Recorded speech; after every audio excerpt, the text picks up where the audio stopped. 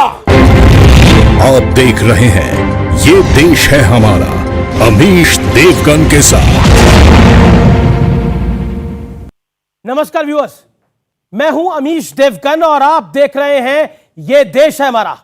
ये देश है हमारा में इस हफ्ते दो बड़ी खबरों पर चर्चा होगी। एक तरफ पूर्वोत्तर में बीजेपी का सियासी जलवा कायम रहा। कांग्रेस मोदी की कब्र खोदने का सपना देख रही थी, लेकिन पूर्वोत्तर में खुद ही कांग्रेस की सियासी कब्र खुद गई और वहां एक बार फिर कमल खिल गया।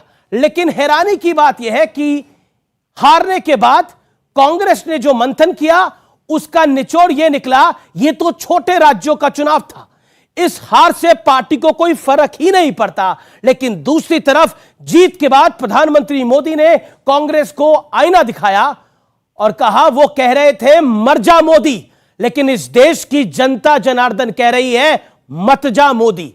और इसी बीच राहुल गांधी ने लंदन में खड़े होकर भारत की नेगेटिव तस्वीर पेंट करने की एक बड़ी कोशिश की है और कहा है कि भारत में अक़लियतों यानी माइनॉरिटीज को सताया जा रहा है, यानी मुसलमानों को सताया जा रहा है, क्रिश्चियंस को सताया जा रहा है, लोकतंत्र खतरे में पड़ गया है, पेगासस के जरिए मेरी जासूसी हो रही है।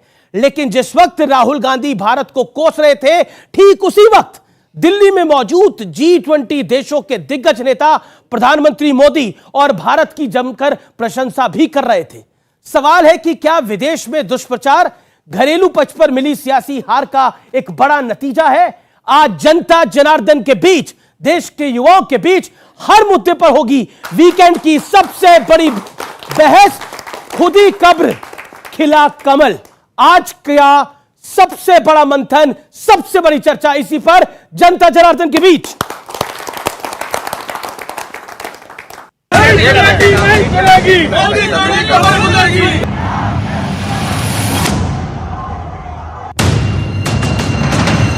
कांग्रेस समेत पूरे विपक्ष की ये मुराद देश की जनता ने पूरी नहीं होने दी। मोदी की कब्र खोदने की ख्वाहिश कर रहे हैं। जहां मौका पड़ता है कमल खिलता ही जा रहा है, खिलता ही जा रहा है। पीएम मोदी ने दो टूक कहा कि कुछ लोग उनके मरने की कामना करते हैं, लेकिन देश की जनता का इरादा कुछ और ही है। ये कट्टर लोग कहते हैं मर जा मोदी, वो कहते हैं मर जा मोदी, देश कह रहे हैं मत जा मोदी, मत जा। प्रधानमंत्री मोदी ने अल्पसंख्यक वर्ग को डराने वाले एजेंडे पर भी करारा प्रहार किया। साथियों, हमारे यहां बरसों तक माइनॉरिटीज को भी बीजेपी का डर दिखाया गया, देश विदेश में प्रोपेगेंडा चलाया गया, लेकिन अपप्रचार की इस झूठ की पोल गोवा के लोग खोलते रहे हैं। अब नॉर्थ ईस्ट के लोग भी इस झूठ की पोल खोलने में जुट गए हैं। We've got Muslims in India, we've got Christians in India, we've got different languages in India, right? They're all India. Mr. Narendra Modi says he's not. Mr. Narendra Modi says he's a second class citizen in India. ये action नहीं है बल्कि जुल्म है और ख़ास तौर से मुसलमानों के साथ ये जुल्म किया जा रहा है। अब माफिया के मुतालिक इन्होंने एक जुमला कहा था कि मैं मिटा दूंगा उनको, तो मिटाने की बजाय सरकार का निज़ाम ठीक कीजिए। प्रधानमंत्री मोदी ने कांग्रेस की सोच पर भी सवाल उठाए। कांग्रेस कह रही है और अध्यक्ष उनके कह रहे हैं कि ये तो छोटे राज्य हैं, इनके नतीजे उतना मायने नहीं रखते। जब दिल में ही भारत को जोड़ने की भावना ना हो तो ऐसे बोल निकलते ही हैं। इस बीच राहुल गांधी ने कैम्ब्रिज के अपने भाषण में देश के लोकतंत्र को खतरा बताया। In my view, Narendra Modi is destroying the architecture of India. I think he is imposing an idea on India that India cannot absorb. सम्मान बढ़ा है, जो भारत का मान सम्मान बढ़ा है मोदी जी के नेतृत्व में, वो आज कोई और नहीं, दुनिया भर के बड़े बड़े नेता कह रहे हैं। राहुल जी किसी और की नहीं, कम से कम इटली के प्राइम मिनिस्टर उनके नेताओं की तो सुन लेते। सवाल है कि अगर मोदी को हरा नहीं पा रहे तो क्या विदेश में देश की बुराई करेंगे? सवाल यह भी कि 2024 में विपक्षी एकता का क्या होगा, क्योंकि पीएम मोदी विपक्ष के बेमेल गठबंधनों की पोल भी खोल चुके हैं।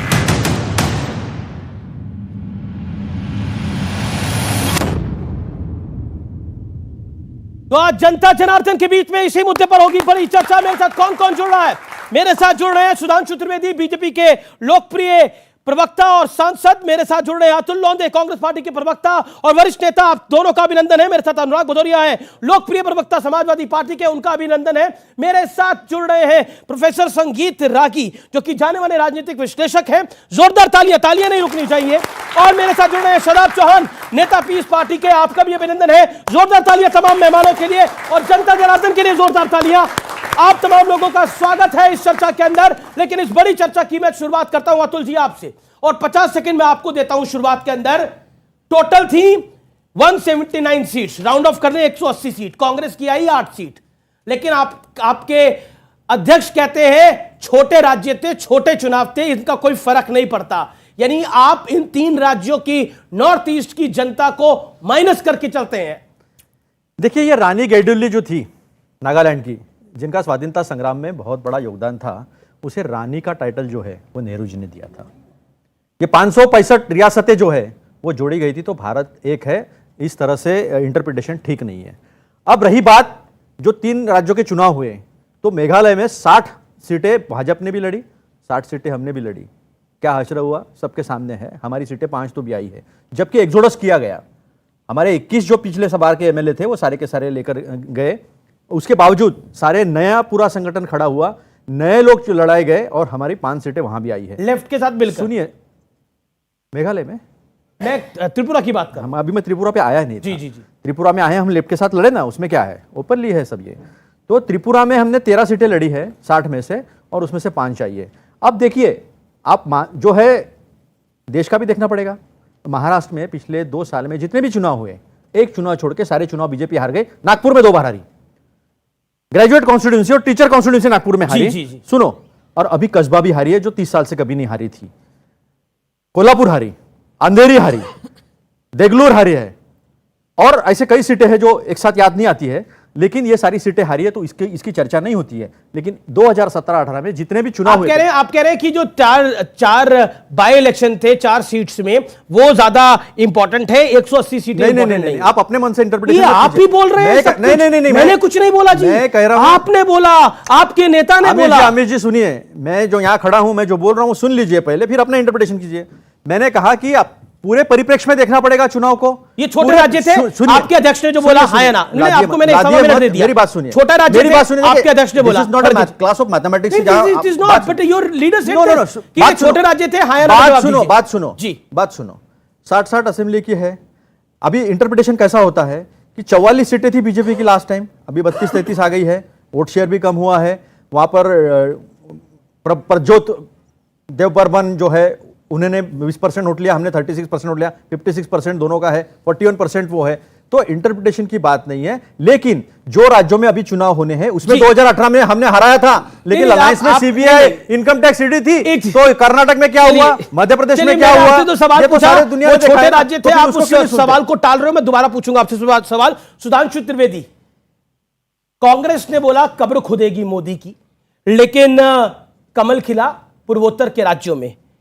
लेकिन कांग्रेस के सर्वोच्च नेता, राष्ट्रीय अध्यक्ष से बड़ा तो कोई नहीं होता किसी पार्टी के अंदर, वो कह रहे हैं कि ये छोटे राज्य थे। देखिए, जैसी जिसकी सोच होती वैसी उसकी दृष्टि हो जाती है। तो इसलिए अगर उनको किसी चीज में छोटा नजर आ रहा है तो ये उनकी सोच के ऊपर निर्भर करता है। हम एक बात बिल्कुल ईमानदारी से कहना चाहते हैं, हाँ ठीक है, संख्या की दृष्टि से उन्हें छोटा राज्य कहा जा सकता है, परंतु वो दिल में कितना बड़ा स्थान रखते हैं इसका प्रमाण यह है कि प्रधानमंत्री श्री नरेंद्र मोदी जी भारत के इतिहास के पहले प्रधानमंत्री, उन्होंने नॉर्थ ईस्ट का दौरा 50 से अधिक बार किया है। आज तक कोई प्रधानमंत्री उन राज्यों में जाकर इतना महत्व नहीं दिया है। परंतु मैं एक और बात कहना चाहता हूं, त्रिपुरा का चुनाव था केवल 5 साल पहले, 2018 की बात है ना, जब वहां कम्युनिस्ट पार्टी का ऐसा शासन था कि किसी दूसरी पार्टी के लिए डंडा झंडा लगाना भी संभव नहीं होता था। त्रिपुरा में, परंतु त्रिपुरा में नहीं, कम्युनिस्ट पार्टी का, कम्युनिस्ट पार्टी। आज यह माना जाता था कि क्या भाजपा कम्युनिस्ट पार्टी से लड़ पाएगी। 2018 का जब हम चुनाव लड़े थे, आज स्थिति क्या हो गई कि कांग्रेस और कम्युनिस्ट दोनों मिल गए और यह सोचकर कि क्या हम भाजपा को रोक पाएंगे, और नहीं रोक पाए। आप सोचिए, इतना बड़ा बदलाव 5 साल में आ गया, और वो क्यों आया? क्योंकि ईमानदारी से उस क्षेत्र में काम किया। और जहां तक छोटे की बात है तो एक बिंदु कहना चाहूंगा, हिंदी के बड़े प्रख्यात कवि हुए हैं बिहारी जी, जिन्होंने अपनी ग्रंथ लिखा था सतसई। उसका एक दोहा है, सतसैया के दोहरे जो नावक के तीर, और देखन में छोटे लगे घाव करे गंभीर। घाव करे गंभीर। अनुराग भदौरिया, घाव करे गंभीर। लेकिन लंदन में जाकर नहीं, अनुराग भदौरिया की बारी है। लंदन में जाके राहुल गांधी कह रहे हैं अल्पसंख्यक खतरे में है भारत के अंदर। देश में रह के आपके बड़े नेता शफीकुर रहमान बर्क कह रहे हैं कि मुसलमानों के साथ अन्याय हो रहा है। एक बात बताइए, ये घाव करे गंभीर, आप मुझे बताइए कि देश के बारे में देश के बाहर जाके ये बोलना जायज है? देखिए, घाव गंभीर कैसे होते हैं? घाव गंभीर होते हैं, लेकिन दर्द भी होता है, तकलीफ भी होती है, हम अंदर ही अंदर रोते भी रहते हैं। मैं सुबह सुबह आज पेट्रोल पंप पे गया, मैंने सोचा बड़ी जश्न मनाया जा रहा है, पूर्वांचल जीत गए हैं, चारों तरफ फूल बारिश हो रही है, हम भी खुश हैं, भाई बीजेपी जीती है, जनता ने वोट दिया है। पेट्रोल पंप पे गए, भैया आज सस्ती मिल जाएगा पेट्रोल। पेट्रोल वाले ने पैसा मांग लिया पूरा मुझसे। किस बात की खुशी मनाए बता दीजिए। फ्री में मिल जाए पेट्रोल? नहीं, मेरी फ्री में क्यों भाई, आप कम से कम सस्ता तो कीजिए। जो आपने हफ्ता तो नहीं मांगा ना मेरी बात, आप सस्ता तो कीजिए। कम से कम ये तो बोल देते हैं कि भैया रोजगार भी बढ़ेगा, पेट्रोल भी सस्ती होगी। सुन लीजिए मेरी बात, मैं बोलने दीजिए, मैं नहीं बोला किसी के बीच में। कमाल है भाई इस देश में, आप सत्ता तो आपको जनता दे रही है, लेकिन आप जनता को क्या दे रहे हो? तकलीफ। आपको दर्द नहीं होता अंदर? मैंने जो सवाल पूछा, आपको वोट दे रही है जनता, आपको सत्ता दे रही है, अपनी नजर इनायत मेरे सवाल पे भी कर लीजिए अनुराग भाई। तो होना चाहिए अनुराग जी, नजर इनायत अब मेरे सवाल पे भी कर लीजिए। उस पे भी आ रहा हूं। जहां तक आप बर्क साहब की आपने बात बोली, उन्होंने क्या बोला? उन्होंने बोला कि जो आप ये बुलडोजर चलाते हैं, अरे अपराधी सरेआम गोली बारूद चला रहे हैं रोड पे, तो सरेआम बुलडोजर भी चल रहा है उन पर। बोलने तो दो, सरेआम बुलडोजर भी चल रहा है, तो बोलने तो दो ना। सरेआम बम चला रहे हैं, बम गोली चला रहे हैं, ऐसे गोली। और आपने देखा होगा पुलिस वालों को गोली मार दे रहे हैं, और गोली मारते समय देखा होगा आपने उनकी बॉडी लैंग्वेज, ऐसे मार रहे हैं जैसे कोई फर्क नहीं पड़ता। गोली मार दी, अपने चले जा रहे हैं टहलते हुए, माने जैसे कहीं घूम रहे हो। क्या है ये? उत्तर प्रदेश है क्या है भाई? उत्तर प्रदेश है। नाम बोलिए बम चलाने वाले का। मेरी बात सुनिए, नाम तो बोलिए। आप जो भी नाम सुन लीजिए मेरी बात। नाम नहीं बोलेंगे। आपने उत्तर प्रदेश में आपने उत्तर प्रदेश सुन लीजिए, बात करने दीजिए, टोकिए मत। जो नहीं, एक बार टोकिए मत। आप अपराधियों को सजा दीजिए, अपराधियों को जेल में डालिए, लेकिन अपराधियों को सजा पहले दे दीजिए जिससे हमारे लोग मारे ना। ठीक है, नाम बोलिए। सुनिए, किसको कर रहे हैं? मेरी बात सुनिए, जिसकी बात सुन लीजिए, अतीक अहमद के गुर्गों ने मारा, और उसी अतीक अहमद के लोगों को, उसी अतीक अहमद के लोगों को मारा गया।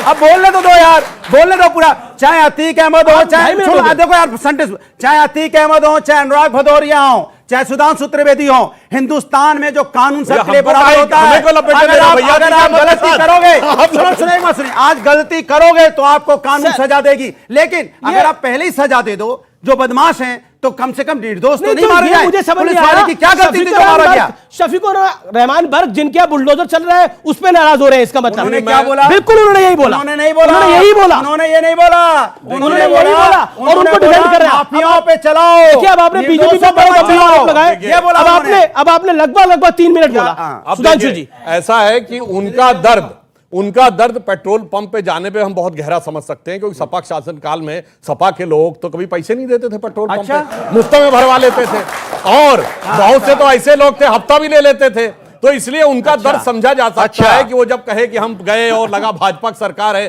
तो कितना दर्द हो रहा होगा। शदाब चौहान, क्या आपको लगता है, जो मैं विषय पर आता हूं दोबारा, जो प्रधानमंत्री ने बोला कि मेरी कब्र खोदना चाहते हैं लेकिन देश में कमल खिल रहा है, और राहुल गांधी ने बोला कि यहां पर अब अक़लियतों का रहना मुश्किल होता जा रहा है, इस देश के अंदर फांसीवाद हो रहा है? नहीं, ये तो कटु सत्य है, चाहे कहीं भी बोला जाए। और रही बात देश और विदेश में, तो प्रधानमंत्री जी ने भी कहा था कि पिछले जन्म में कहां पैदा हो गए, शर्म आती हो, ये भी कहीं बाहर ही बोला था, याद होगा आपको। लेकिन दूसरा विषय है कि जो बातें बोली गई, क्या यही बुक फेयर में बाइबल अगर किसी ने डिस्ट्रीब्यूट किया तो कैसे कैसे नारे लगे थे, सब भूल गए? क्या जुनैद को, नासिर को हत्या नहीं की गई? और जो पहलू खान और अखलाक की मर्डर किस नाम पे हुआ था? अखलाक के कातिलों का महिमा मंडन किया गया, उन पर बिल्डोजर नहीं चला। अजय मिश्र टेनी के घर पर बिल्डोजर नहीं चलता है। बिल्डोजर जब चलेगा जिसका पॉलिटिकल गेन होगा। अतीक अहमद पे इसलिए चलेगा क्योंकि बीजेपी कहेगी हमने ये कर दिया। अरे जब माफिया खत्म, 10 सेकंड दीजिए मुझे। जब माफिया राज खत्म हो चुका है तो ये रोज नए माफिया कहां से पैदा हो जाते हैं? मैंने जो सवाल पूछा, जो कब्र खोदने की बात थी और जो राहुल जी ने बोला, उस विषय पर आपका क्या कहना है? मैं 30 सेकंड और देता हूं आज के विषय के ऊपर। ये तो बहुत ही स्पष्ट है। प्रधानमंत्री जी ने कहा कि कमल खिलेगा। मैं तो कह रहा हूं जब तक कीचड़ रहेगी कमल खिलेगा, और हमारा लक्ष्य है कीचड़ हटाओ, कीचड़ हटाओ, स्वच्छता लाओ, और जब स्वच्छता आएगी तो भाजपा जाएगी, लेकिन संविधान करा जाएगा। आपने बोला कीचड़, जब तक कीचड़ रहेगा कमल खिलेगा। प्रोफेसर रागी, अब आपकी बारी है। अब no will be intervene. Professor Ragi, देखिए, चूंकि भारतीय राजनीति में विपक्ष जो है वह कीचड़ बन चुका है, इसीलिए भाजपा का कमल खिल रहा है। तो दूसरी बात, देखिए, राहुल गांधी और प्रधानमंत्री जो मेडिसन स्क्वायर पर या बाहर जाकर के जोलते, उसमें बहुत एक गुणात्मक अंतर है। कभी भी भारत के अंदर ये प्रधानमंत्री में नहीं जाकर के कहा कि हमारे यहाँ जातिवाद से ये हो रहा है, वो हो रहा है, एक दूसरे के खिलाफ लोग लड़ रहे हैं। जानते हैं, G20 देश की आज भारत अध्यक्षता कर रहा है, और ऐसे में भारत, नहीं, देख लीजिए, सुन लीजिए, बहुत गंभीर बात मैं कह रहा हूं। पश्चिमी देश ह्यूमन राइट्स मामले को लेकर के और माइनॉरिटी राइट्स को लेकर के बहुत सेंसिटिव होते हैं, और नरेंद्र मोदी जानबूझ करके इस प्रचार को हवा देने के लिए ही कैम्ब्रिज के अंदर जो वामपंथी इस्लामिस्ट तत्व है, वो जानबूझ करके इसको हवा देने के लिए जाकर के कैम्ब्रिज में आयोजन किया गया, और राहुल गांधी वही बात बोलते हैं। दुर्भाग्य है कि जो परसेप्शन राहुल गांधी बनाना चाहते हैं वो भारत की जनता उसको स्वीकार नहीं करती है, और आज के दिन में दुनिया भी स्वीकार नहीं कर रही है। इसलिए आप देख रहे हैं कि यूक्रेन के युद्ध को लेकर पश्चिम के देश, आज बड़े बड़े महारथी पश्चिम के जो राष्ट्राध्यक्ष हैं, वो नरेंद्र मोदी से आस लगाए। बिल गेट्स जैसा व्यक्ति कह रहा है कि हमें भारत से उम्मीद की दृष्टि दिख रही है। तो ऐसे में नरेंद्र मोदी, डिपेंड करता है आप क्या कहते हैं। राहुल गांधी के लिए लोगों ने सोशल मीडिया पर एक चलाया, पप्पू हैं, ये सोशल मीडिया ने चलाया, ये चिपक गया उन पर, क्योंकि उनका व्यवहार ऐसा था। नरेंद्र मोदी के खिलाफ आपने बहुत सारी चीजें चलाई, फेंकू हैं, लेकिन जनता उस चीज को, परसेप्शन को एक्सेप्ट करने के लिए तैयार नहीं होती।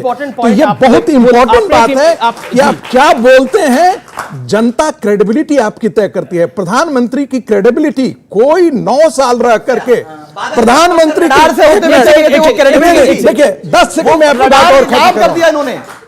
10 सेकंड में अपनी और बात कर रहा हूं। राहुल गांधी कहते हैं कि हमारे खिलाफ पेगासस लगाया। अरे राहुल गांधी के खिलाफ पेगासस लगा करके अपना सॉफ्टवेयर का पैसा कौन बर्बाद करेगा? वो तो रोज ही ऐसे बोलते रहते हैं। आपको याद है, एक बार हवाई जहाज उनका हवा में थोड़ा तैरने लगा था, उन्होंने कहा हमारे खिलाफ जो है ना वो शडर करने लगा था थोड़ा सा लैंडिंग के समय। उन्होंने कहा मेरे खिलाफ ये DGCA सिविल एविएशन ने पूरा उसकी छानबीन करा ली, पता लगा कि कुछ भी ऐसा नहीं था। तो ये ऐसी हवा बनाने के लिए ये करते रहते हैं। मुझे नहीं लगता है कि उनको गंभीरता से लेने की आवश्यकता है। ओके, मैं अतुल जी आपके पास आता हूं। एक ये इंपॉर्टेंट विषय है।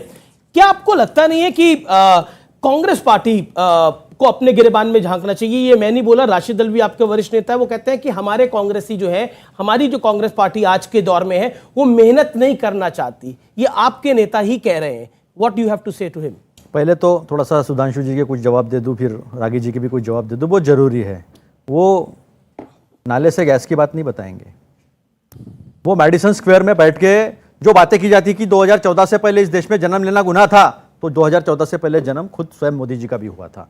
अभी आपने बात की, जो इंसान 4000 किलोमीटर लोगों की नफरत मिटाने के लिए चल के गया, उसके बारे में आप जितना कर लो उतना कम है। उन्होंने क्या कहा कि सेकंड क्लास सिटीजन, मैं बताता हूं, मैं नागपुर से आता हूं।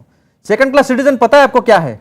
ये 90 साल से पहले रखी गई नींव है। ये गोलवलकर गुरुजी ने लिखी किताब है, उसमें कहते हैं कि हाँ तुम यहां रह सकते हो, लेकिन तुम्हें हमारे सेकंड क्लास। आपको लगता है कि भारत के अंदर जो अकलियतें रह रही हैं वो सेकंड क्लास सिटीजन है, जो राहुल जी ने बोला?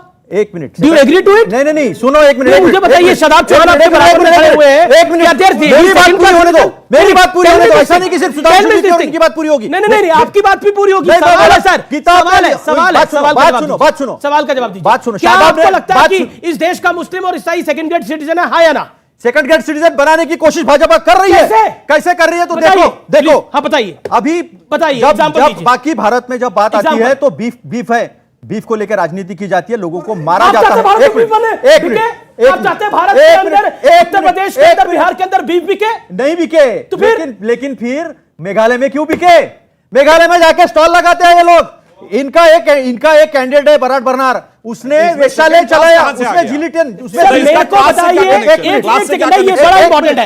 आप जो बात बोल रहे हैं ना, एक मिनट, मेघालय में कैसे चलने दिया आपने? अरुणाचल में कैसे? ने बोला मैं यहाँ बीफ खिलाऊंगा। नहीं, आप दूसरों को बताइए, आपको मैंने बोलने का भरपूर मौका दिया, आपको बोलने का भरपूर मौका दिया। सवाल सुनिए, क्या बीफ का स्टॉल लगा नहीं मेघालय में? बताइए मुझे। सुनिए ना, मेघालय में चलता है, गोवा में चलता है, अरुणाचल में चलता है। अतुल जी, क्या आपको लगता है कि भारत में मुसलमान और ईसाई सेकंड ग्रेड सिटीजन है, जो राहुल जी ने बोला? नहीं, आप मुझे उसका रीजन बताइए, मैं आपको कारण बताइए, मैं आपसे एग्जांपल पूछने को तैयार हूं। आपको बता रहा हूं, ये बुलडोजर से लेकर ये लोगों को जिस तरह से मारा काटा जा रहा है।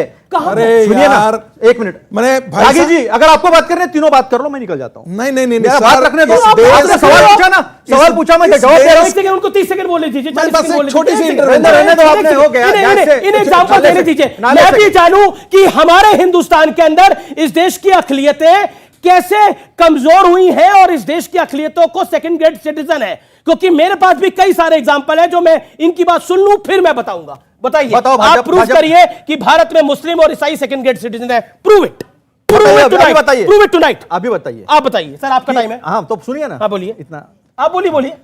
कितने भाजपा ने मुस्लिमों को टिकट दिया? कितने भाजपा ने मुसलमान को?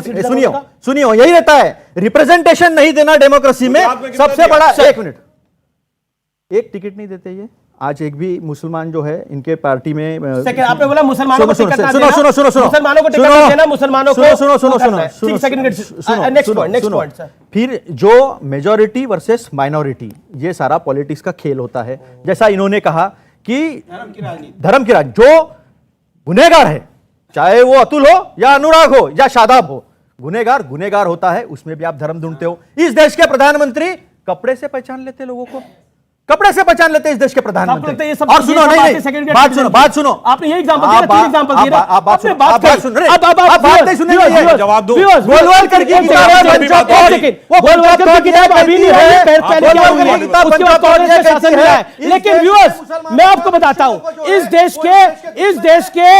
देश के दो केंद्रीय मंत्री हैं। किरण रिजिजू कौन से समुदाय से आते हैं? स्मृति जुबिन ईरानी किस समुदाय से आती है? क्या सिर्फ एक समुदाय की बात होगी? पॉइंट ये है। और आप बोलते हैं नॉर्थ ईस्ट के अंदर अल्पसंख्यक समुदाय है कि नहीं है? वहां पर अगर बीजेपी जीत के आ रही है तो अल्पसंख्यक क्या वहां के समझते नहीं है? गोवा में अगर बीजेपी जीत के आ रही है तो अल्पसंख्यक वहां के समझते नहीं है? सिर्फ अगर इस देश में एक पार्टी चुनाव हार जाएगी, कांग्रेस चुनाव हार जाएगी, तो अक़लियतों को नुकसान हो जाएगा। ये नैरेटिव ब्रिटिश नैरेटिव है, ये नैरेटिव देश का नैरेटिव नहीं है। काफी लंबी बात हो गई। देखिए समस्या क्या है, अब आप लोगों को बहुत साफ समझ में आ गया कि वायरस कोई राहुल गांधी जी के फोन में नहीं है, कांग्रेसियों के दिमाग में है, जिस कारण से उन्हें यह नजर आता है कि सेकंड क्लास। अरे मैं ईमानदारी से कहता हूं, शमशान घाट का प्रचार किसने किया था यूपी के चुनाव में? अब अपने टर्न पे नहीं ऐसा नहीं है, आपने भी बीच में सबके बोला है। नहीं, मैंने नहीं बोला। तो बोलिए। हाँ मैं जवाब देता हूँ, सुनिए। अरे भाई जवाब दे रहा हूँ, मुंह बंद करवा दो, बंद करा दो। जवाब दे रहा हूँ। अरे भाई सुनिए, अरे भाई कब्रिस्तान कुफ्र है इस्लाम के हिसाब से। हिंदुस्तान में माइनॉरिटी सुपर क्लास सिटीजन था। शरिया सुप्रीम कोर्ट से ऊपर है कि नहीं? बोलो। नहीं है। अच्छा ये बताओ, सूख जाए। सुनिए, मुसलमानों को 4 बीबी, हिंदुओं को 1, मुसलमानों के मौलवियों को सैलरी, पंडितों को ठेंगा, मुसलमानों के लिए वक्फ बोर्ड, मंदिरों को ठेंगा, मुसलमानों के लिए शरिया, हिंदुओं के लिए ठेंगा, और इतना ही नहीं, मुसलमानों को पहला हक, हिंदुओं को ठेंगा। और ये बात एक सेकंड, और डॉक्टर ये बात किसने बोली थी? व्यूअर्स एक सेकंड, सवाल लूंगा मैं, ये डॉक्टर मनमोहन सिंह ने बोला था, नेता ने बोला कि मैं मुसलमानों के लिए इससे ज्यादा क्या कर सकता था, मैंने 16 हिंदू मरवा दिए गोली चलवा। व्यूअर्स, ये देश है हमारा में रुकेंगे एक ब्रेक के लिए, लेकिन ब्रेक के बाद पब्लिक के होंगे सवाल, नेताओं के होंगे जवाब। आप देखते रहिए वीकेंड का सबसे भरोसेमंद और सबसे ज्यादा देखे जाने वाला कार्यक्रम ये देश है हमारा, क्योंकि ब्रेक के बाद कुछ बड़ा होने वाला है। यह देश है हमारा में। उनके जो एजेंट थे उनसे मैं क्या बात करूं? अरे भाई कैमरे में जाके आप बोल रहे हैं एजेंट को हमसे कह रहे हैं भाई। वो तो आज के तारीख में इज्जत है। मुद्दे पे बात करो। मुद्दे पे बात करो। महंगाई और बेरोजगारी थे बीजेपी के विकास की तरफ महंगाई बोलिए इंग्लैंड में कितनी है विकास की तरफ महंगाई? पूरे बोलिए इटली में कितनी है विकास की तरफ महंगाई?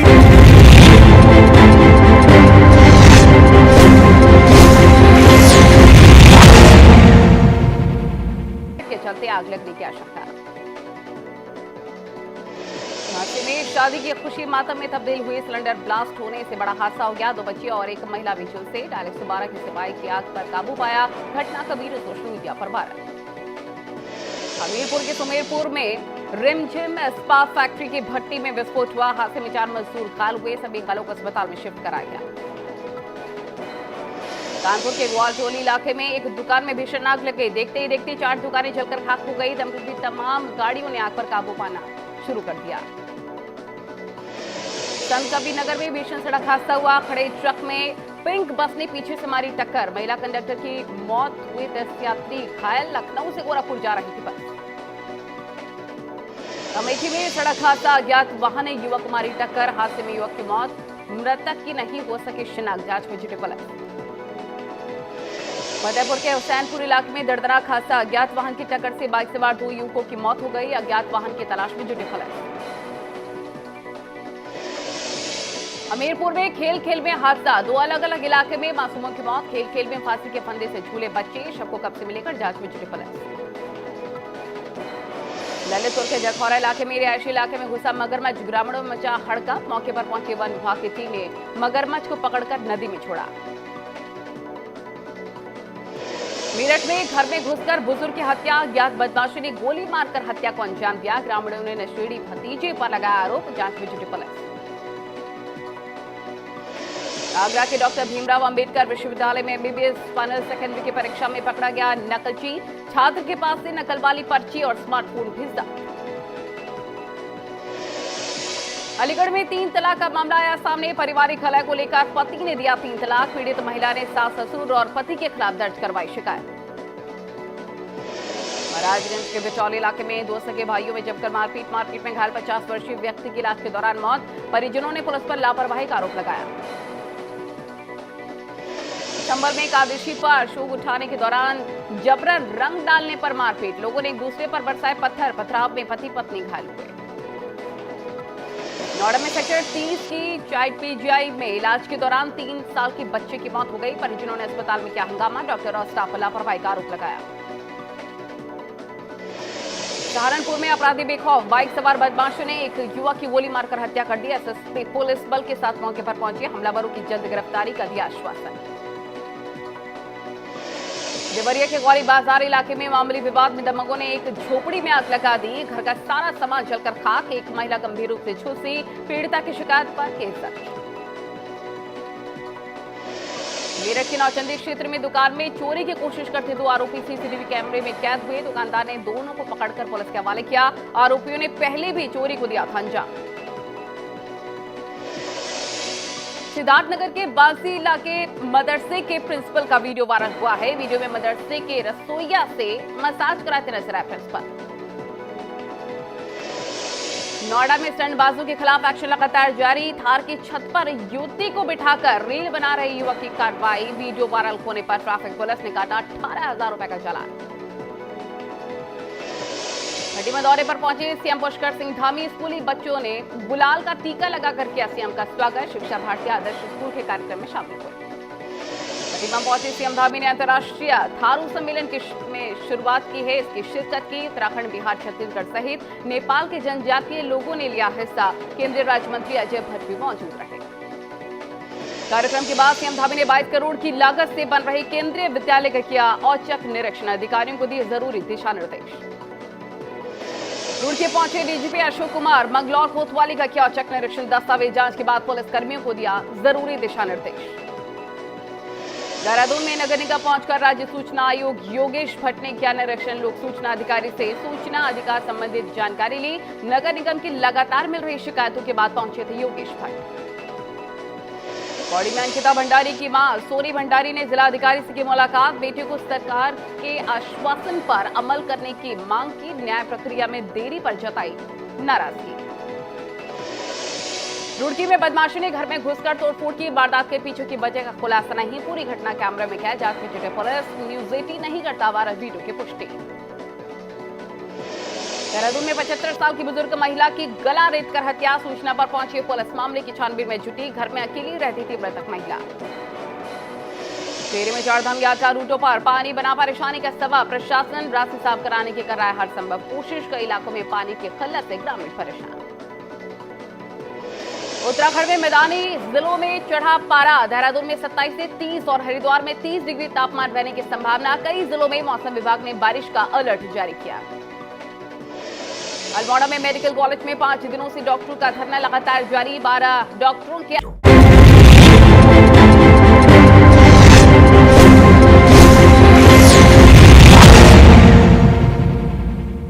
वेलकम बैक व्यूअर्स, आप देख रहे हैं ये देश है हमारा का वीकेंड एडिशन। और आज इस वीकेंड एडिशन में हम बात कर रहे हैं जो कांग्रेस ने कब्र खोदने की बात कही लेकिन खिल गया कमल।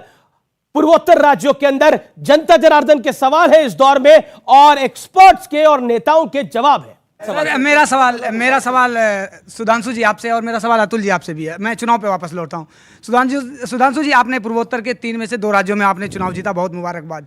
लेकिन ये बताइए, लोकतंत्र का भी जिक्र हो रहा है, ये बताइए कि अगर सत्ता का बनना या सत्ता का बिगड़ना, इसका मतलब लोकतंत्र का बनना या लोकतंत्र का बिगड़ना वो आम लोगों के वोटों के अधिकार से जुड़ा हो, हमारे आपके वोटों के अधिकार से जुड़ा हो। लेकिन इसके बाद, क्योंकि मध्य प्रदेश में 20 साल चुनाव होने हैं, लेकिन इसके बाद सत्ता का परिवर्तन अगर डर के आधार पर हो जाए, सत्ता का परिवर्तन अगर धमकी के आधार पर हो जाए, नोट के आधार पर हो जाए, सांसदों और विधायकों के खरीद फरोख्त के आधार पर हो जाए, तो ऐसे में लोकतंत्र कहाँ है? फिर मतलब चुनाव आयोग क्या करे? अपना जॉब छोड़ दे। फिर लोकतंत्र ऐसे में कहाँ है? एक सवाल आपसे, लेकिन दूसरा सवाल आपसे है अतुल जी। आपने कहा कि वामपंथियों का, तो सर जब आप केरल से भारत जोड़ो यात्रा की शुरुआत कर रहे थे तो आपके कांग्रेस के जो लीडर हैं उन्होंने कहा था कि वामपंथी दीमक की तरह देश को खा रहे हैं। बीजेपी के साथ वो सत्ता में आ रहे हैं, लेकिन आप केरल में उनकी विखालफत करते हैं, लेकिन वहीं त्रिपुरा में आप उनके साथ सरकार बनाते हैं। ये तो त्रिपुरा में सरकार नहीं बनी, साथ लड़े, लेकिन पिछली बारी से सीटें कम हो गई। दोनों को अच्छे सवाल है, एक एक करके जवाब दीजिए। वो कह रहे हैं कि चुनाव जीतने का मतलब लोकतंत्र के जीतना है। का मतलब जानते क्या होता है कि अगर हमारी गवर्नमेंट सेंटर में जीत जाए तो हम राज्य की सारी विपक्ष की सरकारों को बर्खास्त कर दें, ये कहते हुए कि इनको अब शासन करने का अधिकार नहीं है क्योंकि ये केंद्र में हार गए। देखिए, इन्होंने भी कहा कि राहुल गांधी जी की यात्रा का वर्णन किया, मगर इंग्लैंड में उनको देख के मुझे एक बात तो समझ में आ गई। वो कहते थे ना यहां कि सर्दी है थोड़ी, आप डर रहे हो इसलिए टी शर्ट पहनते थे, और वहां सूट बूट टाई में जाके पहुंच गया, मतलब वहां डर लगने लगा, वहां सर्दी लगने लगी। इसका अर्थ ये हो गया कि उस कैम्ब्रिज में जाकर अब वो बड़े जलवाए जलाल से बोल रहे हैं। तो मैं एक बड़ी ईमानदारी बात पूछना चाहूंगा, आप इंग्लैंड में पता है कितनी रेट ऑफ इन्फ्लेशन और rate of growth? Okay, Atul ji की बारी है। अतुल जी, उनका जवाब कि आप वामपंथियों के साथ केरल में लड़ते हैं, पूछ लीजिए और भाई, त्रिपुरा में समझौता करते हैं। जी, आपका भी सवाल और उनका भी सवाल है, उस युवक का भी सवाल। जो पार्टी का इतिहास येदियुरप्पा से शुरू होता है और आज 40 लाख पे हफ्ते पे दिखता है, वो ज्यादा सवाल न करे। जिस पार्टी ने ऐसी कोई पार्टी नहीं है, अभी सुनिए ना, आप बात करते मैं बुलाया नहीं। हाँ, पता है ना, माल्या वाला सब ललित मोदी वगैरह सब पे कार्रवाई हुई, पता है? नीरव मोदी पे कार्रवाई हुई। नीरव मोदी प्रधानमंत्री के साथ जाता है और परिवार के साथ भाग जाता है देश को लूट के, और सारे लूट के गए, और हमारे यहाँ सबको सजा हुई। और 2G का जब केस है, नीरव मोदी को सुनो, बोलो एक केस बताओ। नहीं हुआ ना नीरव मोदी को? नीरव मोदी पे नीरव मोदी तो भागे ना आपके साथ, प्रधानमंत्री के साथ भागा ना, कोई लेटर नहीं। सब नीरव मोदी प्रधानमंत्री के साथ डावोस में गया, वहीं से फैमिली के साथ भाग गया। अभी एक बात, प्रधानमंत्री के साथ भागा नीरव मोदी, ये this is demeaning, this is not demeaning. एक prime minister delegation he was with Narendra Modi, प्रधानमंत्री के साथ he was a prime minister and he did not come back and he went to England. Everybody has seen it. छोड़ो, वो माल्या तो कान में बता के गया, कान में बता के गया माल्या, 9 बैग भर के गया, इंपाउंड नहीं कर पाए पासपोर्ट, ये बता रहे हमें। और अभी चल रहा है 12 लाख करोड़ का तो हुआ ही है, पता नहीं वो कब जाएगा। तो सबसे पहली बात, इन्होंने कहा हमारे ऊपर वामपंथी का लगाया, उस बच्चे ने लगाया, सम्मान करता हूं, वो सवाल पूछ रहा है वो।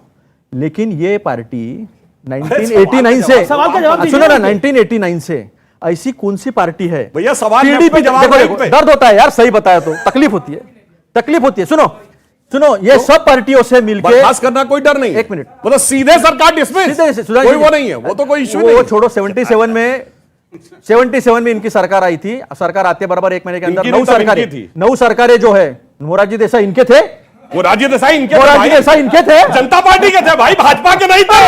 जनता पार्टी के थे, भाजपा के नहीं थे। इनके नहीं थे। देखो इतिहास का क्या है, भाई हम क्या जब आप इनके भाजपा ही मोरारजी भाई तो पूरे विपक्ष के थे। मोरारजी भाई तो पूरे विपक्ष के थे, कांग्रेस के थे। सुनो, एक सेकंड, आप उसकी बात का जवाब। इन्होंने अटल बिहारी वाजपेयी से लेकर सबको नकार दिया कि वो बीजेपी के नहीं थे। जनता पार्टी पूरे देश को मालूम है। अभी मुझे एक बात बताओ, ये पार्टी वाम दलों से लेकर जेडीयू से लेकर आरजेडी से लेकर सारे पार्टियों के साथ बैठी हो, यहां तक कि पीडीपी के साथ बैठ के जब स्वेरिंग इन हो रहा था मुफ्ती मोहम्मद सईद जी का कश्मीर में, तब उन्होंने पाकिस्तान को धन्यवाद दिया था और वहां मोदी जी बैठे थे देश के प्रधानमंत्री। तब सवाल नहीं पूछना हुआ मीडिया को कि देश की बेइज्जती हो रही है। अमित शाह से सवाल पूछा था, मैं नहीं पूछा था। देखिए, मैं नहीं पूछा था सवाल, मैंने एक बार नहीं 3 बार पूछा था। एक सेकंड, आपने क्योंकि मीडिया की बात करी, मैंने ही अमित शाह से सवाल पूछा था और 3 बार सवाल पूछा था। अब आपसे मैं सवाल पूछ रहा हूं, लेफ्ट के साथ आप केरल में लड़ते हैं और यहां समझौता करते हैं और समझौता करने के बाद भी त्रिपुरा में पिट जाते हैं, जवाब दीजिए इस बात। ऐसा है कि एक आध इलेक्शन हार गए, आप पिट गए। क्यों राजस्थान में नहीं पिटे, छत्तीसगढ़ में बुरी तरह नहीं पिटे, मध्य प्रदेश में नहीं। सुनिए, उस बच्चे का एक सवाल था, दोबारा चुनाव आ रहे हैं। बच्चे का एक सवाल था, इनके अलायंस में कोई बचा नहीं है अभी 5 राज्यों में चुनाव हुआ, सीबीआई, इनकम टैक्स और ईडी ये बचे हुए हैं 5 राज्यों में। पिछले 3 महीने में 5 राज्यों में चुनाव हुआ है, क्योंकि रिपोर्ट कार्ड की बात हुई तो प्रोफेसर रागी रिपोर्ट कार्ड की बात कर लेते हैं। पिछले 3 महीने में 5 राज्यों में चुनाव हुआ और लगभग 5 राज्य बड़े राज्य थे, जिन 5 राज्यों की मैं बात कर रहा हूं और अगर हम और शामिल कर रहे तो फिर उत्तर प्रदेश और उत्तराखंड और पंजाब भी आ जाता है, गोवा भी आ जाता है। अगर पिछले 1.25 साल की बात कर लें, कांग्रेस कितने राज्यों में चुनाव जीती है? और ये कह रहे हैं कि एक राज्य में अगर कोई चुनाव जीत लेता है तो वो सही होता है। राष्ट्रीय दल भी कहते हैं कांग्रेसी मेहनत नहीं करते, ये राष्ट्रीय दल भी कहते हैं ये कोई बीजेपी का व्यक्ति नहीं कह रहा। मैं सीधा रुख करता हूं, ये ऐसा एक सेकेंड, ये क्या है कांग्रेस? आप एज अ पॉलिटिकल एनालिस्ट, क्या कांग्रेस रियलाइज नहीं कर रही उसकी जमीन खिसक चुकी है? क्योंकि मल्लिकार्जुन खड़गे ने बहुत इजीली बोल दिया छोटे राज्य। पॉलिटिकल एनालिस्ट है? नहीं, देखिए अमित जी, पॉलिटिकल एनालिस्ट, देखिए अमित जी, ऐसा नहीं कि कांग्रेस रियलाइज नहीं कर रही है, लेकिन कांग्रेस को पता ही नहीं लग रहा है कि हम करें तो क्या करें। कांग्रेस के पास कोई ऐसा प्रयोग करने के लिए, कोई ऐसी जिसको कहते हैं ना आउट ऑफ बॉक्स थिंकिंग करना। एक मिनट, हिमाचल में मैं बता रहा हूं, हिमाचल में भारतीय जनता पार्टी, हिमाचल में भारतीय जनता पार्टी को 34,000 कम वोट मिला पूरे टोटल में। पिछले साल कितना ज्यादा मिला? सुन लीजिए 1 मिनट, इसके पहले कितना मिला था ज्यादा? लेकिन हमने आपके बीच में नहीं बोला था, आप कुछ भी इंटरप्रिटेशन बोल लीजिए। तो आप इस पे आप उस पर बहुत ज्यादा गौरवान्वित मत होइए। मैं सिर्फ इतना कह रहा हूं कि भारतीय जनता पार्टी को हराना है, भारतीय जनता पार्टी को हराना है तो आपको नया विमर्श खड़ा करना पड़ेगा, नए नेतृत्व खड़ा करना पड़ेगा। आप भारतीय जनता पार्टी को हराना चाहते हैं तो लीडरशिप, आइडियोलॉजी और क्या मोदी को गाली देकर सक्सेसफुल हो सकता है? देखिए, मोदी को गाली क्यों देते हैं? उनको लगता है मोदी आइकॉनिक फिगर हो गए हैं और मोदी को हम डिमीन कैसे करें। अब आप राजनीति के मैदान में तो उनको आप पटक नहीं पा रहे हैं, इलेक्टोरल बैटल में आपको हर जगह वो पिट दे रहे हैं, तब आप अपनी असभ्य भाषा से आप उनको बात करना चाहते हैं। राहुल गांधी कहते हैं तू मोदी, तू पिटेगा, लाठी डंडे से पिटेगा। ये 1 मिनट नहीं, 10 मिनट कहने दीजिए। अमित जी 10 सेकंड अमित जी। मेरा सवाल ये है कि आपने जैसे बात करी कि पार्टी को लेकर लांछन लगाए जा रहे हैं और सर ने बोला कि जब तक कीचड़ रहेगी तब तक कमल खिलेगा ही। तो सर, जब तक पार्टी दूसरे के ऊपर लांछन या कीचड़ उछालती रहेगी तब तक भी कमल खिलेगा। और दूसरी बात सर, जैसे हम राहुल गांधी की बात करें, उन्होंने भारत के माइनॉरिटी के ऊपर टिप्पणी करी, लेकिन सर यहाँ पे कोई ऐसा माइनॉरिटी नहीं है जो खतरे में है। ये खुद माइनॉरिटी भी कह सकते हैं, कोई खतरे में नहीं है। मार्क टुल्ली कहते हैं, बीबीसी के बड़े पत्रकार हुए, उन्होंने किताब लिखी, उनकी एक बड़े पत्रकार है, उन्होंने किताब लिखी, उन्होंने बोला कि 72 के 72 फिरके अगर मुसलमानों के कहीं देखने को मिलते हैं, वो हिंदुस्तान में देखने को मिलते हैं, वो किसी इस्लामिक देश में नहीं देखने को मिल सकते, क्योंकि ये हिंदुस्तान है इसलिए यहां पर देखने को मिलते हैं। ये मार्क टुल्ली का कोट है। विपक्ष क्यों मोदी की कब्र खोदना चाहता है? कांग्रेस ने नारे लगाए मोदी तेरी कब्र खुदेगी, लेकिन जनता ने कमल खिला दिया। राजनीति में कब्र खोदने जैसी भाषा बहुत से लोग इस्तेमाल करते रहे हैं, मिट्टी में मिला दूंगा, ये कर दूंगा, तो दोनों तरफ से है। मैं किसी भी असभ्य भाषा का समर्थन नहीं करता, लेकिन किसी ने कहा था जर्सी गाय, याद होना चाहिए। मिट्टी में मिला दूंगा, कौन सी गर्लफ्रेंड कहा था, 100 करोड़ की गर्लफ्रेंड क्या बोला था, ये बातें हुई हैं, दोनों तरफ से हुई है। मैं दोनों का खंडन करता हूं, पूरा पढ़ना चाहिए आपको। दूसरी चीज यह है कि कीचड़ के रिगार्डिंग में बोल रहा हूं कि कीचड़ को समाप्त करने के लिए, जो सियासी कीचड़ है, जो लोकतंत्र की दुश्मन है, जो जितनी भी हमारी एजेंसीज हैं उनका दुरुपयोग करती है, विधायकों को खरीदने का इस्तेमाल करती है, मुसलमान हो, सिख हो, ईसाई, उनको डराने का काम करती है, दलितों को डराने का काम करती है, ऐसी कीचड़ को समाप्त करने के लिए मैं कांग्रेस से कहूंगा, जब तक अनुराग और शादाब नहीं रहेंगे उस कीचड़ को आप समाप्त नहीं कर सकते। मिलकर के कीचड़ को समाप्त करना पड़ेगा। मतलब सब एक साथ आएंगे तो मोदी हार जाएंगे, तो कहानी वही आ रही है। यानी मोदी वर्सेस ऑल, मोदी को निपटाना है, सबको साथ आना है। सुधांशु त्रिवेदी इसका जवाब। अब ये लड़ाई सामने है, ये जैसा 2019 में हुआ वैसा ही हो रहा है। मैंने बोला ही नहीं, तो मुझे मेरा जवाब कहां मिलेगा? उन्होंने तो बोला ना, अभी आप नहीं बोला, तो जवाब मोदी को निपटाने के लिए। मैंने बोला नहीं, जवाब मेरा मिल रहा है। इन्होंने गुजरात चुनाव में कहा कि मोदी जी को औकात दिखा देंगे, औकात जनता ने दिखा दी। इस चुनाव में कहा कब्र खोदने को, तो किस हालत में पहुंच गया। मगर एक बात मैं मानूंगा, मोदी जी के प्रति कितनी भी घृणा बढ़ी हो इनके मन में, कितना वैमनस्य हो, गाली बक रहे हो, मगर अपने वोट को पूरा ध्यान रखते हैं। इन्होंने ये नहीं कहा मोदी जी भस्म हो जाएंगे, ये नहीं कहा मोदी जी का नाश होगा, कहा मोदी जी की कब्र खुदेगी। यानी अपने वोट का पूरा ध्यान रखते हैं गाली बकने में भी। अन्यथा भारतीय संस्कृति है, भारतीय जो है किसी को कहा जाता है या भस्म हो जाएगा, कभी नहीं कहा जाता कब्र खुदेगी। क्या होता है, बराबर लेके आए, कपड़े पहचानेंगे, शमशान घाट, और ये कहावत है कि जो दूसरे के लिए गड्ढा खोदता है, आखिर में उसी में ओके, उन्होंने कहावत बोली, जो दूसरे के लिए गड्ढा खोदता है वो उसी में गिरता है। लेकिन आपने कब्र खोदी, मोदी के लिए गिर गए खुद। ऐसा है कि जो गड्ढा बीजेपी देश की जनता के लिए महंगाई और बेरोजगारी खोद रहे ना, 2024 में उसी गड्ढे में बीजेपी जाने वाली है, क्योंकि तकलीफ जनता को जो है देकर कोई खुश नहीं हुआ है। और एक बात, हर बात के लिए जब हम बात करते हैं, अच्छा, ब्रिटेन के जो बर्तानियों लोगों के जो एजेंट थे उनसे मैं क्या बात करूं? अरे भाई कैम्ब्रिज में जाके आप बोल रहे हैं, वो तो आज के तारीख में इज्जत है, मुद्दे पे बात करो, मुद्दे पे महंगाई और बेरोजगारी थे बीजेपी के, विकास की तरह महंगाई, बोलिए इंग्लैंड में कितनी है विकास की तरह महंगाई, पूरे बोलिए इटली में कितनी है विकास की तरह महंगाई, पूरे पाकिस्तान श्रीलंका की बात नहीं कर रहा हूं, जहां से ज्ञान दिया वहां बोलो। एक सेकंड, अच्छा आप एक सेकंड, इटली, आपने बात बोली। देखिए, आप मोदी जी की बात ना मानिए। इटली की प्राइम मिनिस्टर आई और उसने बोला कि मोदी की जो ग्लोबल रैंकिंग है वो इतनी अच्छी है और हम सबको बहुत अच्छा लगता है प्रधानमंत्री मोदी से मुलाकात करके। He is one of the powerful leaders of the world और उनको वो ग्लोबल रैंकिंग में सबसे ज्यादा लोकप्रिय हैं। आप मोदी की बात ना मानिए, इटालियन पीएम की बात तो मानते ही होंगे। एक बात आप बराक ओबामा जी मानेंगे? एक बराक ओबामा जी की बात मानेंगे? जो प्रॉमिस लैंड में 2011 में G20 की बैठक चल रही थी, पूरा दुनिया रिसेशन के अंदर था। उन्होंने कहा, बराक ओबामा जी ने मनमोहन सिंह साहब के लिए कहा था, when he speaks world lessons. वो जब कहते हैं दुनिया सुनती है। क्यों नहीं मानेंगे? मैं बराक ओबामा की सारी बातें मानता हूं। तो हमने प्रधानमंत्री को चुन के दिया था। बराक ओबामा को वोट करें। हमने क्या बराक ओबामा ने जो राहुल जी ने के लिए बोला वो आप मानते हैं? एक सेकंड, बराक ओबामा ने जो राहुल जी के लिए बोला वो आप मानते हैं? एक मिनट अमित जी, क्योंकि बराक ओबामा की बात हुई, प्रधानमंत्री और बीजेपी को जनता ने इसलिए चुन के नहीं दिया था कि महंगाई इटली की दिखाएंगे, लंदन की दिखाएंगे, देश की महंगाई कम करने के लिए दिया था। एक सेकंड, कहां गया? सर 2 करोड़ रोजगार आपने बराक ओबामा, आपको जाना भी है, आपने बराक ओबामा को 2 बार कोट, आपने बराक ओबामा को कोट किया, आपने बोला बराक ओबामा को मानते हैं, उन्होंने मनमोहन सिंह की तारीफ करी। मैंने पूछ रहा हूं, मैं जनता के सामने पूछ रहा हूं, सवाल का जवाब मिलना चाहिए ना। बराक ओबामा ने जो राहुल जी के बारे में बोला था वो मानते हैं कि नहीं मानते? हाँ या ना? क्या बोला था बताओ? क्या बराक ओबामा ने राहुल जी के बारे में जो बोला था वो आप मानते हैं कि नहीं मानते? आप बताओ ना क्या बोला था राहुल जी के बारे में? उन्होंने बोला था, एक सेकंड, राहुल जी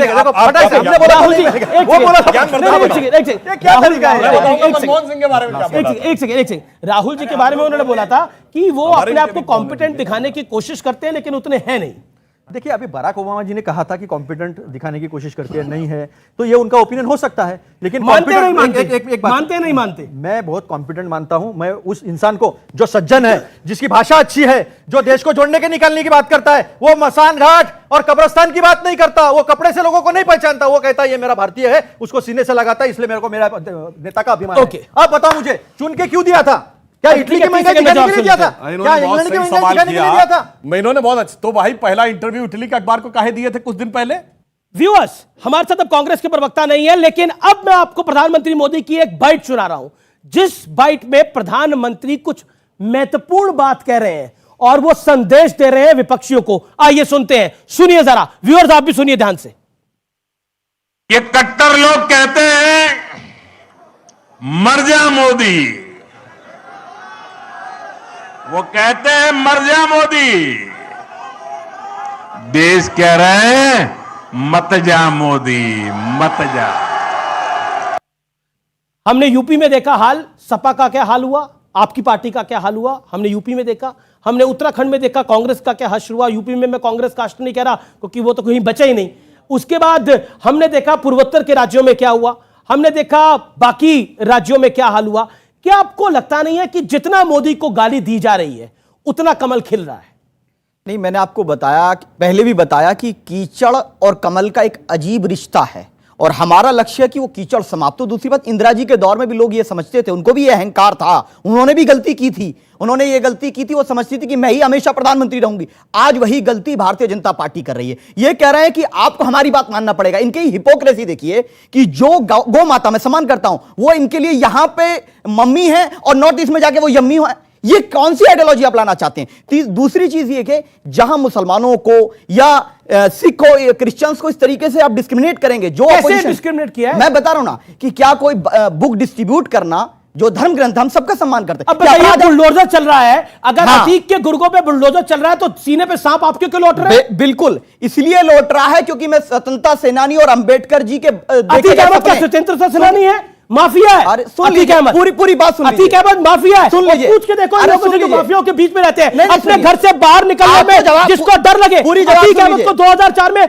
समाजवादी पार्टी ने पाला, उसके बाद बसपा ने पाला। और सुनो, बात सुननी पड़ेगी इसकी, कृष्णानंद राय की बेवा गली गली घूमती रही अपने पति को इंसाफ दिलाने के लिए, इंसाफ नहीं मिला।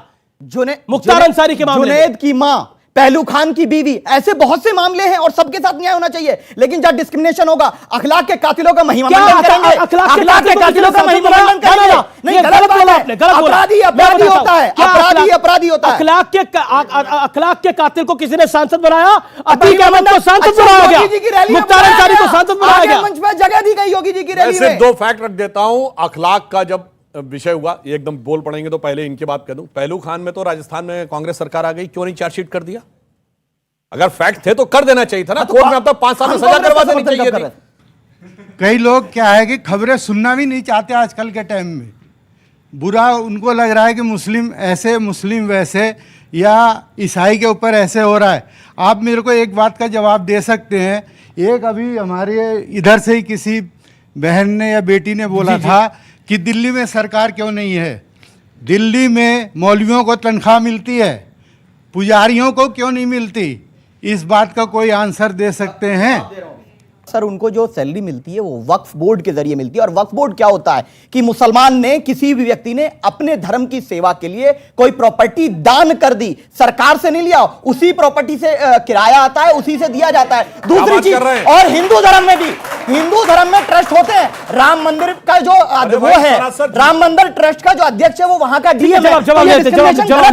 बीजेपी। अरे भाई ये बताइए, आज पता है आपको सरकार के बाद सबसे ज्यादा जमीन किसके पास है? वक्फ बोर्ड के पास। ये मुसलमानों ने सेवा के लिए दे दिया। 2014 में सुनिए, आप भी दीजिए, आप भी दान करिए, क्या समस्या है? अपने टाइम पे बोले, अपने टाइम पे बोले, वो बीच में नहीं बोले। 2014 के चुनाव से जस्ट पहले मार्च 2014 में केंद्र सरकार ने जाने से पहले 120 प्राइम प्रॉपर्टीज दिल्ली की वक्फ बोर्ड को दे दी। कह रहे हैं कि सब दान के किया है। अब मतलब मैं बुरा नहीं मानना चाहिए, मैं किसी के प्रति असम्मान नहीं। एक तरफ कहते हैं कि साहब हमारी कम्युनिटी तो बहुत गरीब है, उसकी स्थिति यह है कि पंचर बनाते हैं और दान इतना दे देते हैं, मिसाइल बनाते हैं। कौन बोला? मिसाइल बनाते हैं, मिसाइल बनाते हैं। और हम एपीजे अब्दुल कलाम हैं, हम मोहम्मद सिराज हैं, उसको अपना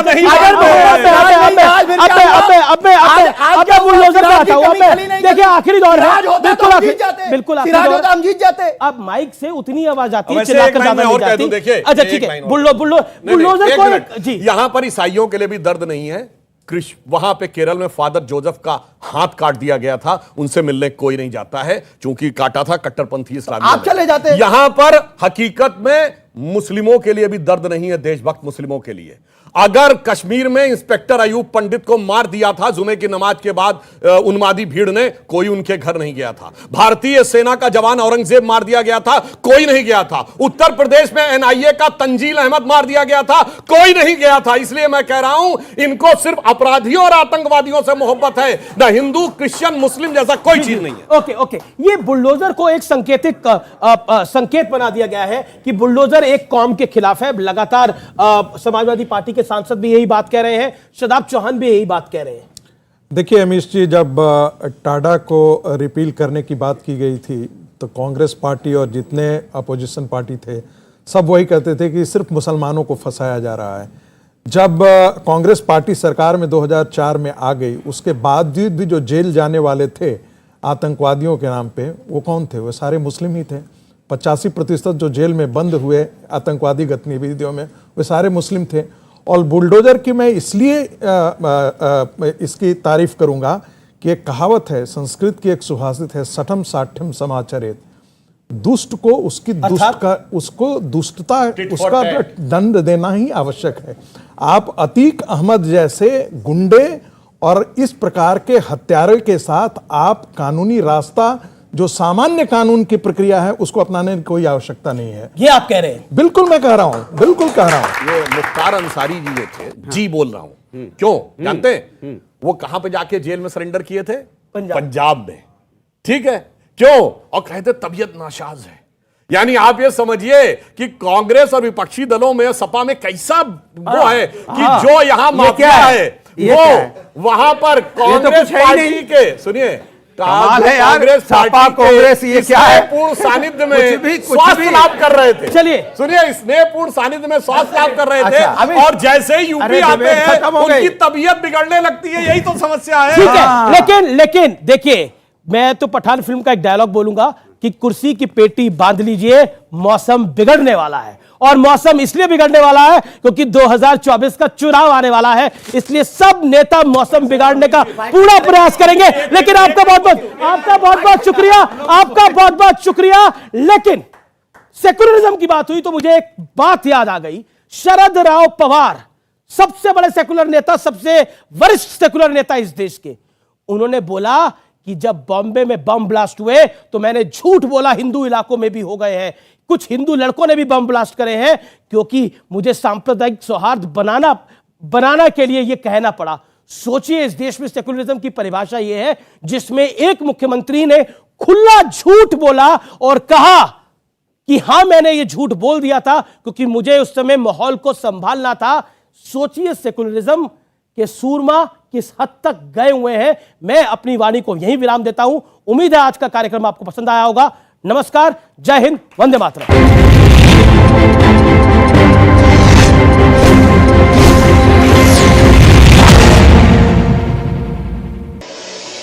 एसपी विधायक